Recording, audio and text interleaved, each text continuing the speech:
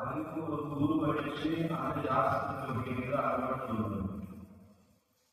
அதனாலதான் துர்லபம் மாநாட்டம் செய்யலாம். அந்த துர்லபமான மாநாட்டு ஜென்மத்துல இதெல்லாம் இப்ப சுலபமாக கிடைக்கணும்னு ரிஷி மண்டலங்கள்லாம் நமக்கு அனுகிரகம் செய்திருக்கக்கூடிய காரணத்தினால அனைத்து குருமார்களுடைய பரிபூர்ண அனுகிரகத்தினாலே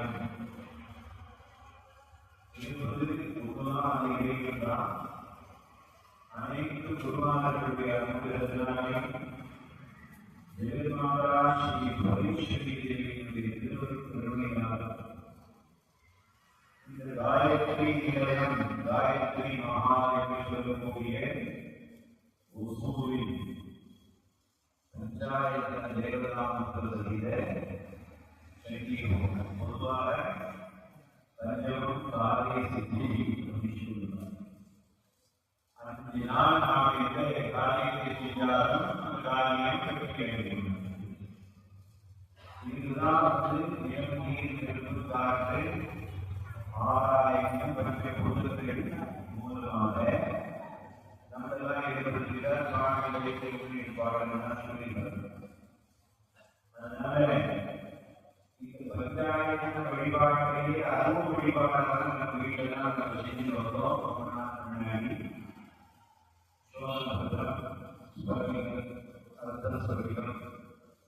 அதுக்கப்புறமா சொர்ணமுகி கல்லு, அப்புறமா கிடைக்கக்கூடிய சாலகிராம கல்லு, நர்மதா மாநிலமா அதுக்கு பள்ளிகளையும் பஞ்சாயத்து வழிபாடாக வழிபாடு செய்து வரும்போது இன்னும் பல வீடுகளில் அது ஒரு பூஜா போட்டியில அனுபவமான ஒரு உபாசன முறையாக இருக்கிறது.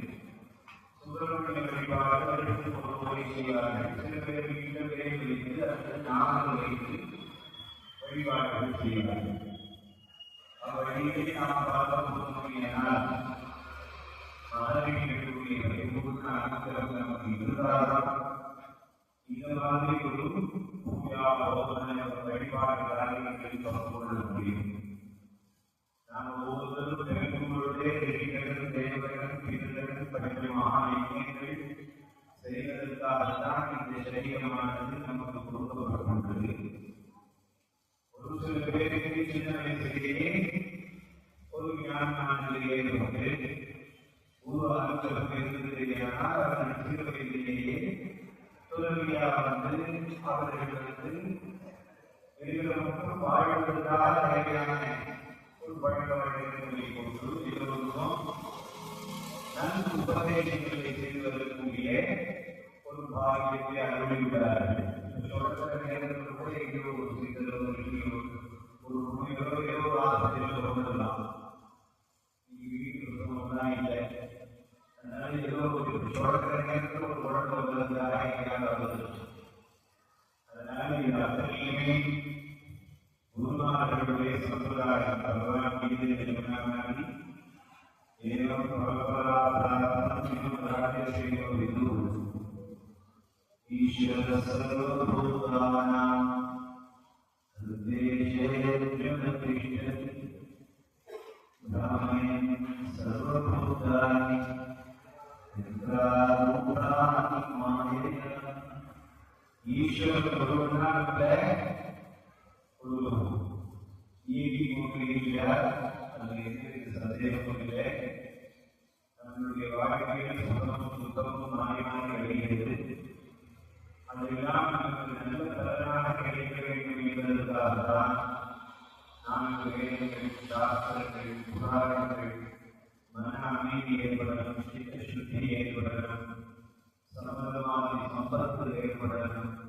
அப்புறமாய் சமிபாணி சோதனையும் மத விஞ்ஞானார்த்தம் சர்வமேவாபிகச்சே சமிபாணி சோதனையும் பிரம்மணிஷ்டாம். அப்புறமா ஒரு பொது ஜனங்களுக்கு வேதாந்தம் எல்லாம் படித்து ஞானத்துக்கு போகணும் என்று சாஸ்திரங்கள் எல்லாம் சொல்லியிருக்கிறார்கள். அவர் வழியே மார்க்கத்தை புராணத்தின் நடுநாயகமாக அமைந்திருக்கக்கூடிய தேவி மகாத்மியம் என்று போற்றக்கூடிய சப்தசக்தி என்று சொல்லக்கூடிய 700 மந்திரங்கள் இந்த இடத்துல ஹோமமானது 5 நாட்கள் நடக்கிறது. பூஜையும் விசேஷ அளவுக்கு விநாயகம் என்று உடனடியாக பதவி கொடுக்கக்கூடிய இந்த கலியுகத்தில் 2 தெய்வங்கள் இருக்கின்றன என்று சொல்லமையானால் ஒன்று மகாகணபதி, மற்றொன்று ஜெய்யாவீஸ்வரி. அந்த ஜெய்யாவ மந்திரங்களில் இருக்கிறது சாமவேதம் என்று 13 அத்தியாயங்களாக பிரித்து பூஜா ஆராதனைகளை அசரணங்களை சுத்தமாக பிரித்து செலவுடைய சாரபூதமாக இந்த சக்தி வகுப்பத்தை நன்றிகள் நமக்காக வழங்கியுள்ளார்கள். அந்த அடிமையுடைய சத்துருநாதர் 1956ஆம் ஆண்டு முதல் வெற்றி சுவாமிகள் அரைக்காலத்தில் தொடர்ந்து இதே மாதிரி 28 நாள், 108 நாள், 48 நாள் தொடர்ந்து செய்து வந்திருக்கிறார்கள். அவர் வெளியே அருமை ஆசீர்வாதத்தினாலே 36 வருட காலமாக நாங்களும் நிறைய இடத்தை சென்றிருக்கோம். இங்கே சுவாமிகளுக்கு சாத்த மாசத்துக்கு கண்டிப்பாக நீங்கள் புத்தகம் வரலாம். நான் சொல்றேன் சொல்லுவோம் அப்படின்னு 2 மாசமா அவர் இருந்து சாத்த மாசத்தை பூஜையெல்லாம் செய்து எல்லோருக்கும் ஆண்மையிலேயே வருவதெல்லாம் ஆரம்பிப்பதாக இருக்கிறார்கள். அப்போ கூட எங்களுக்கு இந்த இல்லை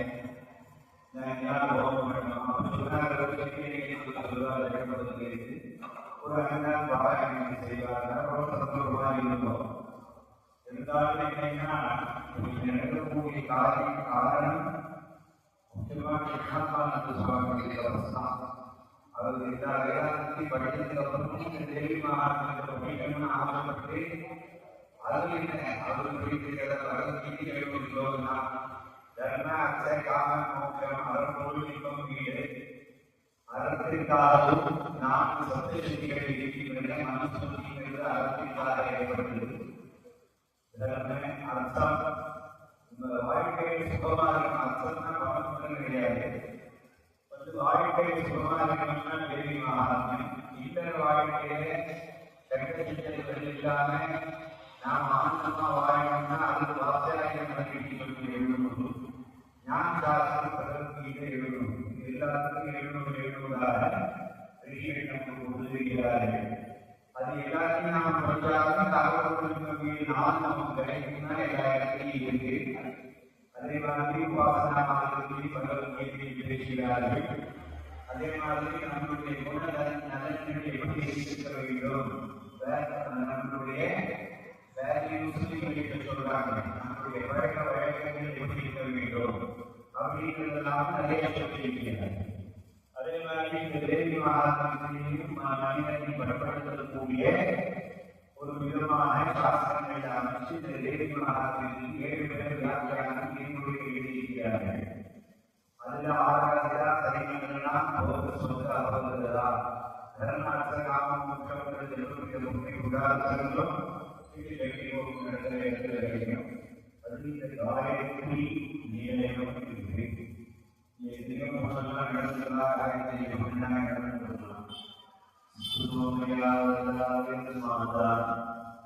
प्रचोदयन्ति भवति विद्याता आयुर्पृथिव्या द्रविणं ब्रह्मवर्चसं मह्यं दत्त्वा प्रजातं ब्रह्मलोकम् एक गायत्री मन्त्रं नगरदो याद गायत्री मन्त्रं जरूरी செய்யா நடுவாதற்கு நல்ல ஆயுசு நல்ல சுகங்கள் ஆனந்தமான வாழ்க்கையை கிடைக்கும்னு மகாநாராயணன் சொல்வது அப்பேற்பட்ட காயத்தை கிடைக்கிற அனைத்து நன்மைகளையும் இந்த ஹோமமானது செய்யப்பட்டுள்ளது. இந்த ஹோமம் தொடர்ந்து எல்லா ஹோமையும் செய்யணும்னு சங்கல்பமானது செய்திருக்கிறோம்.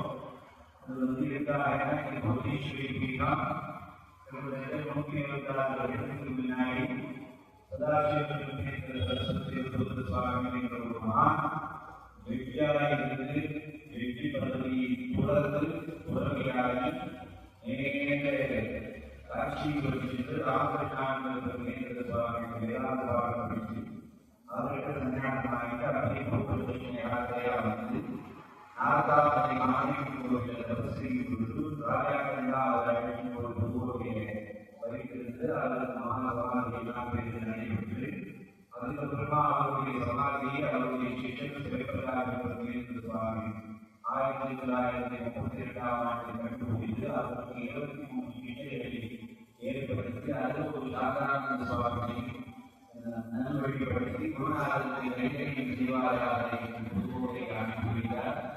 அவர் அந்த நிறைய நாட்டிற்கு தபஸ் செய்து அதுக்கப்புறமா 1956 ஒரு புவனேஸ்வரி போகி அப்ப எழுதியப்பட்ட இந்த ஒரு தாக்கலை திருப்பாங்க.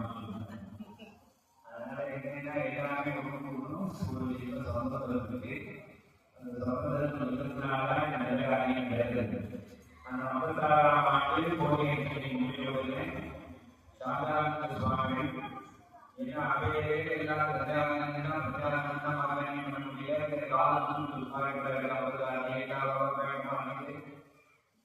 காலத்துக்கு வேலை அதனால எல்லோருக்கும் இன்பம் கிடைக்கிறதுக்காக மறுபடியும் வழிவகுத்து கொடுக்கப்பட்ட மூலதனங்கள் அனைத்தையும் போக முடிகிறது.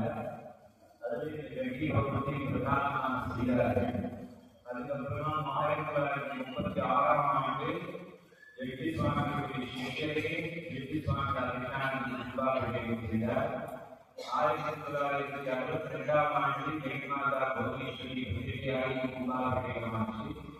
அதுக்கப்புறமா 77 ஒரு கும்பாபிஷேகமாச்சு. 1992 நாம் சாந்தானந்த சுவாமியோடு சேர்ந்து அந்த கும்பாபிஷேகத்தை செய்தோம். 2014 ஒரு கும்பாபிஷேகமாச்சு. அதுக்கப்புறம் 2025 கும்பாபிஷேகம் செய்வதற்காகத்தான் அது பிரச்சாரம் நடக்கணும். அதே சமயத்தில் ஹோமம் நடக்கணும் போகிறது அப்படிங்கிறதுக்காக நாங்கள் ஏற்பாடு செய்திருக்கிறோம். இதில் மார்ச் மாதம் 19ஆம் தேதி காலையில் 4 மணிக்கு ஹோமம் செய்வதற்கு மத்தியானம் 3 மணி வரைக்கும் சனிவார தேவதா சகித புவனேஸ்வரியை பாலாலயம் பண்ணுறோம். ஜூன் மாதம் 1, 2, 3, 4, 5 நாட்களுக்கு 10 விசேஷ பூஜைகள் செய்து 8 கால ஹோமங்கள் செய்து மகா கும்பாபிஷேகம் நடக்கிறது. 6/6/1962 புவனேஸ்வரி பிரதிஷ்டையாச்சு. 5/6/2025 நாம் தான் சென்று கும்பாபிஷேகம் பண்ணோம். அது எப்படி பண்றோம்னா தர்மசம்பந்தனி கோவில் எப்படி இருக்கோ அதே மாதிரி புவனேஸ்வரி கேத்திரமானது 13,300 சதுரடியில் கல்காரமாக அமைக்கப்படும். அது வீடியோலாம் இருக்கு. யாருக்கும் தரவோம் வாழ்வோம். 96 தூண்கள் ஒவ்வொரு தூண்களில் 8 தேவதைகள் 950 தேவதைகள் இருக்கு. 63 பாகைகள் இருக்கு. அதுக்கப்புறமா அபிஷேகத்தில் மகாகவி